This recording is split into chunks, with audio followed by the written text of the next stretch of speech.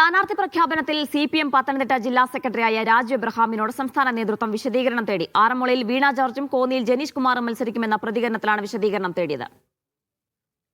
Safe സൈനുലാബ്ദീനുടെ വിവരങ്ങൾ നൽകാനായി. Safe, പാർട്ടിയിൽ ചർച്ച ചെയ്യുമുള്ള സ്ഥാനാർത്ഥി പ്രഖ്യാപനത്തെ എങ്ങനെയാണ് സംസ്ഥാന നേതൃത്വം കാണുന്നത്? എങ്ങനെയാണ് ഇടപെടൽ? CPMന്റെ തന്നെ ഏറ്റവും മുതിർന്ന നേതാക്കളുള്ള ഒരാളാണ് രാജു എബ്രഹാം. അദ്ദേഹമാണ് കഴിഞ്ഞ ദിവസം ആറന്മുളയിലെയും കോന്നിയിലെ സ്ഥാനാർത്ഥിത്വവുമായി ബന്ധപ്പെട്ട് ചില പ്രസ്താവനകൾ നടത്തിയത്. ആറന്മുളയിൽ മന്ത്രി വീണ ജോർജും കോന്നിയിൽ ജനീഷ് കുമാറും തന്നെ മത്സരിക്കും എന്നുള്ളതായിരുന്നു അദ്ദേഹത്തിന്റെ പ്രസ്താവന. കോന്നിയിൽ വികസനം വന്നത് ജനീഷ് കുമാർ വന്നതിന് ശേഷമാണ് എന്നടക്കമുള്ള കാര്യങ്ങൾ അദ്ദേഹം സൂചിപ്പിക്കുകയുണ്ടായി.